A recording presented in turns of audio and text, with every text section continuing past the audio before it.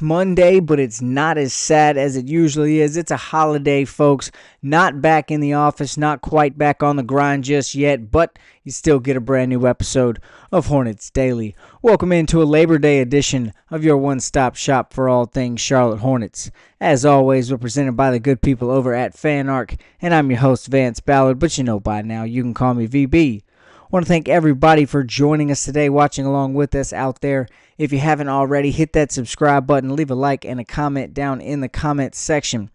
Now, I know it's a holiday. Everybody's out busy running around, soaking up that last little bit of summertime that you can. But that doesn't mean we don't have a few things on the docket for today. Still some stuff buzzing around down in the Queen City, and you know here on Hornets Daily, we're going to bring it right to you. The Hornets have hired a new assistant coach. Kyle Neptune will be the newest name joining Charles Lee's staff. I'll talk a little bit about that and the impact it could have on Charlotte going forward. Just because September's here, ladies and gentlemen, does not mean the rumor mill has taken a rest. We'll take a visit to the old rumor mill and see what the newest hypothetical featuring the Hornets is floating around out there right now. And Brandon Miller continues to get some love this summer on the internet. One writer has ranked him pretty high and tiered him in a pretty good spot amongst the small forwards and wings in the NBA. I'll talk a little bit about that today on the show as well. And can Charlotte exceed expectations going forward? ESPN has obviously put out their predictions. The Hornets not supposed to get more than 26 wins according to ESPN, but can Charlotte get to that number 30? I know it's not an astronomical number by any means, but have they done what it is necessary this summer to put themselves in position to get to that mark of 30 wins? We'll discuss that a little bit on the program today as well. Now, you know we don't beat around the bush here on Hornets Daily. We like to dive headfirst into the program, and that's exactly what we're going to do here today. As you know, the roster is not the only thing that's been shaken up this offseason. The departure of Steve Clifford and Chris Gent have been hits to the staff of the Hornets as well. There's been some change up in that regard as well. The newest, most recent change for the Hornets staff is the addition of former Villanova head coach Kyle Neptune. Neptune will join the Hornets staff, and he'll take the position of Chris Gent. He'll fill the role of assistant coach. Now, this is interesting because it will be Kyle Neptune's first stop in the NBA. He's a veteran coach. He played college basketball. He's had 3 different stints at Villanova, and he spent some time under the tutelage of Jay Wright, so he does have all of those things going for him. He is an experienced coach, and he is known to be a decent developer of talent. Now, he was kind of thrown a bit of a tough break at Villanova. It's not easy to step in and try to fill the shoes of someone like Jay Wright. He took the head coaching job right after Jay Wright, so he was kind of thrown into a bit of a fiery situation there, but it didn't necessarily go the way he planned. He wasn't bad by any means, did have an above 500 record during his time, just 2 games above 500 in conference play though, and we know that's not going to get it done at Villanova. Again, I say he comes in with a reputation of a bit of a developer. He knows how to develop some talent. That goes a long way, speaking to the fact that he was a part of the development of guys like Jalen Brunson, Dante DiVincenzo, Mikal Bridges, all guys in the NBA right now that had come from his being a part of the staff they were on in college at Villanova. He was at least an assistant to Jay Wright. During a lot of those guys' time, the number is total 7 players that he had a hand in at Villanova being in the NBA. So he does know how to develop talent. That's something that the Hornets are definitely in need of as they bring so many young guys and try to build around the new young core that they've established and set up this offseason as well. Neptune will be taking over for a championship coach for the second time. Now, I say that because Chris Gent, just want to shout out another opportunity to brag about the Hornets winning the Summer League championship, as we'll take any success we can get here in Charlotte. But it still remains the same. Neptune steps in for a championship-winning coach. He does take the role of Chris Gent. It'll be a big shoes to fill, as we know Chris Gent was a good developer of talent. It's been said that Kyle Neptune that's something that he kind of brings to the table, and maybe kind of why he got the job in the first place. But it'll be very interesting to see what kind of role he plays, what kind of impact he has on the team. I'm not exactly sure what he's going to step in and be able to do right away, but it will be interesting to see how he impacts and how he can help Charles Lee and the rest of the staff moving forward.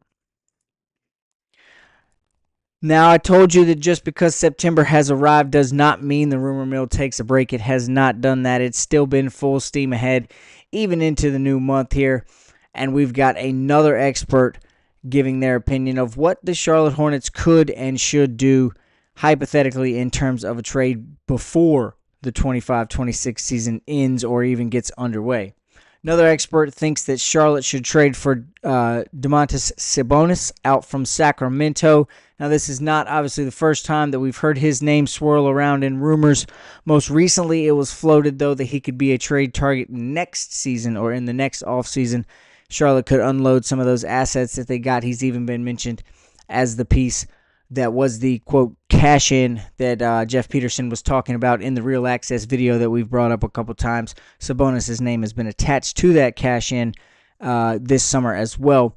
But this rumor sees Charlotte adding Sabonis as a part of the season of the team for this season. Sees them making a move before the season gets underway to add Sabonis and really bolster that roster going forward into this season. Now, Eddie Bitar at Fadeaway World is the one who suggested this. He suggested that the Hornets could get Sabonis in return for, now this is a big haul, so give me just a second here, Miles Bridges, Grant Williams, a 2028 first-round pick, a 2030 first-round pick, a 2031 first-round pick, and 3 second-round picks sent out to Sacramento in return for Sabonis. Now, if you're like me, you shuddered at the thought of that giveaway of that steep price that the Hornets would have to give away to acquire Sabonis, because that does sound like a lot. 6 draft picks is a humongous number. Again, it's not as much giving up guys like Miles Bridges and Grant Williams, 2 names that have been floated in a lot of trade rumors in the first place. Grant Williams not really healthy, not sure when he's going to be back, probably after Christmas. We do know that much. But again, 6 draft picks is a very steep asking price just for one player.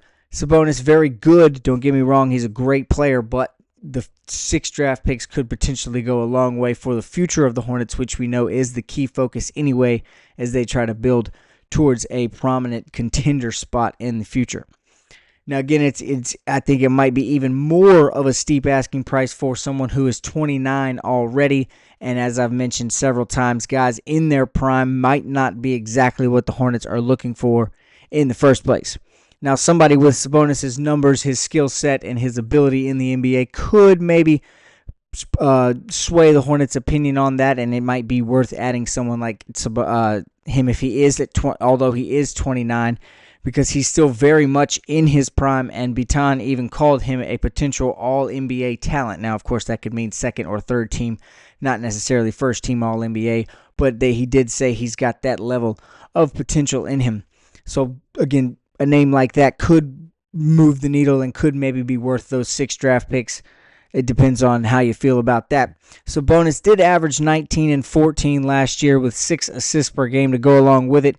He shot 59% from the field, almost 42% from 3, so he would instantly fix a lot of problems that the Hornets have in the paint on the inside. He's 6'10". He can play both 4 and 5. He could definitely start at the 5 for the Hornets. We know he can play defense on that end. He's a decent rim protector, and he can step out and shoot the basketball from all over the floor. He can score from anywhere, and that we know Charles Lee loves a good scoring big man. That's something he's been looking for, searching for since he's gotten to Charlotte, and a guy like Sabonis would definitely fit that mold for him as well. Now, again, I don't really know if that is too much to give up for a guy like that or not, but adding Sabonis to this roster right now in the depleted Eastern Conference would shoot Charlotte up much past just a play-in threat, in my opinion. It would show that they're serious about trying to become contenders. So maybe if those are the things Charlotte wants to think about, then it could be worth it. And again, as I mentioned, that could be the big major cash-in that Jeff Peterson was talking about in the Real Access, in the YouTube video, the documentary that we saw. If Sabonis is that cash-in, if now is the time to make it, then we will have known that's part of Peterson's plan, and it'll be a little bit easier to swallow that pill and to understand giving up a haul like 6 draft picks. Again, I'm not saying that's going to happen, but if it does, at least maybe it will have been foreshadowed and we can understand it a little bit more. One guy on the team that would definitely benefit from adding Sabonis would be Brandon Miller, as it would allow for him to maybe drop down to being almost the third option in the Hornets offense. LaMelo and Sabonis can both pass at an elite level. They would space the floor out for Brandon Miller and take a lot of the attention off of him. But again, that's all just hypotheticals. And even without Sabonis, Brandon Miller is expected to take a very big leap into his year, going into year 3, as he looks to continue to improve like he has done in each of his first 2 years. I know he was limited in his time last year due to injury, but he still was improving and on pace to have a very good year. In his The Bounce newsletter, Zach Harper ranked his top 40 wings in the NBA, and he also put them into tiers as well. Now, Miller didn't find himself amongst the elite or even really the top class of the NBA, which, again, we can expect. He's coming into year 3, missed a majority of year 2, and realistically, he does play in Charlotte, which doesn't get the most love or attention, which is something that we're all aware of. However, it is complimentary, though, because Miller found himself at the number 16 spot and was placed atop the list in the, quote, "we should see a leap from these guys" tier. Again, I think that's very complimentary because he was joined by guys like Trey Murphy, Cam Johnson, Asur Thompson, and Michael Porter Jr., all guys who we expect to continue to get better in the league and have a lot of promise. Trey Murphy, Cam Johnson, and Asur Thompson specifically are all talked about with a lot of promise going forward, especially Cam Johnson's move out to Denver now should help him improve as well. So Brandon Miller being not only compared or mentioned with those guys, he's atop the list of those guys. That, again, is complimentary going forward. Him being the 16th wing in the league is nothing really to shake a stick at if you think about who all the wings are in the league and the guys that could potentially be above him on that list. Brandon Miller being 16, I think, again, it speaks volumes to him and shows that Harper kind of believes in his growth and that he is going to be very good going forward. Again, we have seen Miller improve consistently in each year that he was in the NBA. He took major leaps in his first year in the NBA, continued to get much better, and was a completely different player at the end of year 1 than he was at the very beginning. And then last year, he was on pace to continue to improve his numbers. He was doing so. He was looking like he was going to have a big year going forward last year before the wrist injury. So I see no reason why he can't and won't take another leap here in year 3 and continue to improve his game that we have seen, as we have seen in years 1 and 2. He'll have another year under his belt, a whole nother NBA offseason. Now, granted, this one hasn't been exactly the way he wanted it to. There's been a lot of rehab and a lot of recovery involved in this, but he has had another offseason with the Hornets. He's had time to develop more of a relationship off the court with LaMelo, which could benefit their relationship on the court as well. Of the rest of his teammates, he's been able to be around the young guys now that they've gotten into the building and into the locker room. So there's a lot of promise going in, and the added weapons that we've mentioned several times all summer that'll make defenses focus elsewhere as opposed to just Ball and Miller. It'll be other guys that have to have the attention on them. That is going to greatly benefit Brandon Miller going forward. He should have many more open looks. He'll be able to drive the lane as the spacing will be much better on the floor from the Hornets. And so they've set him up for a big year 3 and to take a big step forward in year 3, as he won't be as dependent on and can have some time to kind of he hasn't really yet had the time to learn the ropes of the NBA. He hasn't really had time to slow down for a second and figure everything out, figure out exactly what his niche needs to be, as he's been so heavily relied on. That won't be the case this year, which I think could be part of why he'll be able to take that next step, while he'll be able to improve on his game while focusing on more specific aspects. He'll be able to improve pretty much the entire game. I think that's going to be said about a lot of Hornets this year, but we're focusing specifically on Brandon Miller. Now, we've already heard earlier in the summer Zach Lowe say that he thinks the Hornets won't go anywhere or can't go anywhere without Brandon Miller being an all-star caliber player. So if Zach Harper is correct about his predictions, then I think Zach Lowe is going to be content, and we here in the Hornets fan base should be content as well. We've got a lot of promise with Brandon Miller. I've got no doubt that he's going to take that he's going to continue to take steps forward and take another leap here in year 3 and continue to be part of the Hornets' future going forward, a major piece of this core that the Hornets are going to build around and move forward with. Brandon Miller is going to be essential in that. It's going to be essential in the answer to our next question here. One thing that I've seen, or that I've been thinking about a lot this summer, especially since the win predictions have started to trickle out and roll out. Can the Hornets get to 30 wins? Is that a realistic possibility for Charlotte this season? Now, I know you might be thinking, well, that doesn't sound very hard. That's not a big number, and it's not. You're right. But they won 19 games last year, so improving to 30 would be a very, very big step forward. It would be a great improvement.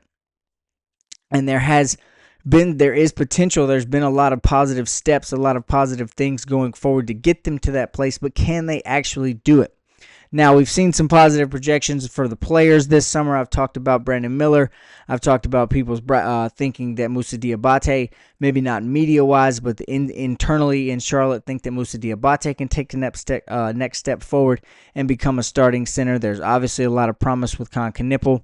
Guys like Colin Sexton, Liam McNeely's been a bright spot. Tajon Salon looked much improved. So we've seen some players get some positive feedback, some positive love, and talked this summer, but that doesn't go for the team as a whole. It doesn't seem as if experts or analysts feel the same way about Charlotte's chances in the record books this year. ESPN most recently projected them to win just 26 games and for Charlotte to finish as the 13th seed in the Eastern Conference. As we know, that would put them back into a lottery pick, somewhere they've been all too comfortable in the recent past, and that is where they're trying to get away from. As we can tell with all the moves they've been making and all the words they've been saying, we know that getting out of that lottery position is a priority for the Hornets. Now, I've said all summer that I disagree with the analysis with the experts. I think the Hornets are going to get significantly more than 26 wins. I think if you were to ask me, I would expect them to soar past that number. And if I was the one answering the question, can Charlotte get to 30 wins, I would give you a resounding yes. I think there's multiple reasons that they can get there, but we'll start with the team itself. Charlotte has been able this whole offseason to keep their best player. That is an important thing to do no matter who he is, and we know this one is LaMelo Ball. We know all the baggage, all the personality, all the injury issues that he comes with, but they have been able to keep him around, and he seems to be in a pretty good place, pretty good mood. He seems to be content in Charlotte, and that is a very good thing. On top of all that, he's going to start the season healthy. That's a huge step forward for LaMelo as well. The Hornets have without question put the best supporting cast around LaMelo that he's ever had. The pieces around him are better than they have been, even better than his rookie year, I would argue, which the team was able to make the play-in during that year. I think that the pieces around him, this supporting cast, is deeper, is a little bit better, and a little more proven than even that one was. And I say all this despite the lack of depth at the center position. I know we've talked ad nauseum about that. Everyone is saying it over and over again. But in spite of all of that, I think the Hornets have put the best supporting cast around LaMelo that he's ever had. They drafted well. They brought in proven veterans to help bring those young guys along quicker. And as they get NBA minutes, the veterans can be out there with them to help, again, push those guys, bring them along faster, and allow for the Hornets to get better quicker as well. The roster is there for sure, but health, as we know, is going to be a crucial part of the Hornets' success this season as well. We know about LaMelo's injury history. We know the baggage that comes with that and the troubles he's had staying on the floor. We know Brandon Miller coming off injury. Grant Williams still injured. Josh Green as well. So getting healthy, staying healthy, remaining that way is going to be a vital part of the Hornets' success. Hopefully that the injury bug, does not bite them again this year, and they can have some luck in that health aspect. But they've done a good job putting pieces behind guys in case disaster does strike, especially LaMelo Ball with guys like, again, Colin Sexton, Spencer Dinwiddie, Trey Mann's back. He's going to be healthy as well. He can play the point guard position if LaMelo goes down and, again, disaster does strike in that regard. But in my opinion, it's going to be just as, if not more important, to keep the rest of the team healthy, the guys coming off the bench, and the guys in place that are there to come in place of LaMelo Ball, give him some relief, and if he is injured.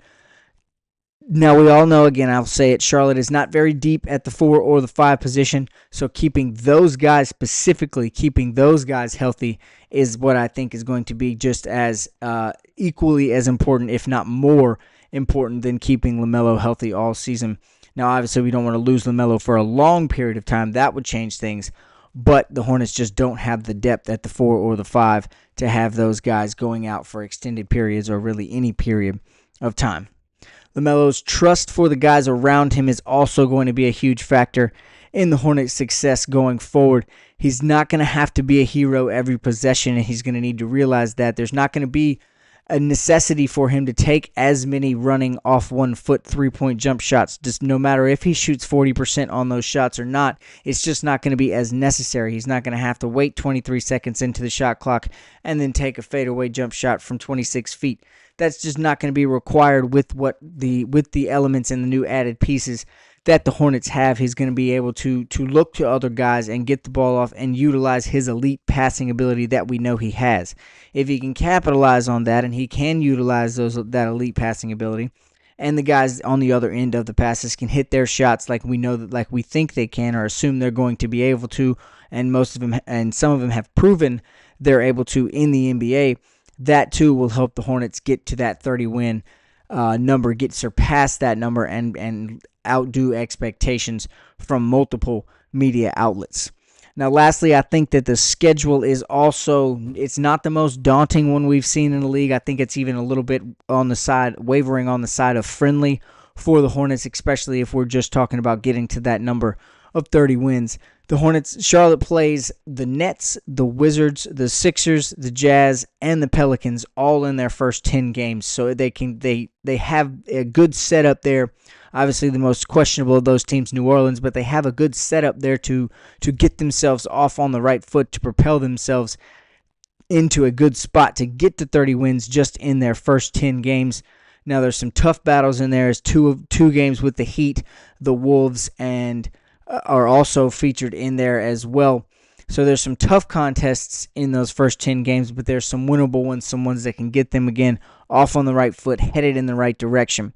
They also have a 7-game homestand in March that could play to their advantage, especially if they're nearing or approaching that 30-win number come that time period in March. 7 games at home in front of what we know is a very supportive and very hungry crowd in the newly renovated Spectrum Center could play to the Hornets' advantage and again help them get to that 30-win number.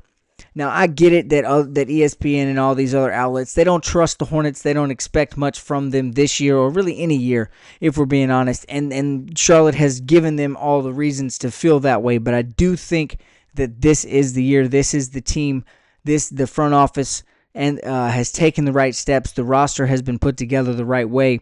The schedule has fallen into place in the correct form to where the Hornets should be able to prove all of those outlets wrong, should be able to outdo all of their expectations, and I don't see getting to 30 wins being that crazy, being that difficult of a problem. Now, I'm not saying we're chasing 40 wins, 45, or 50 by any means. I don't want to go that far, but I do think this team has done enough in the offseason to improve themselves to become a 30-win team, especially in this downtrodden, depleted version of the Eastern Conference this year. If there's ever been a year to take advantage of it, it's this one for sure. That's something we'll have to keep an eye on as we have already crept into September. The regular season is now just right around the corner. But that's going to do it for today's show.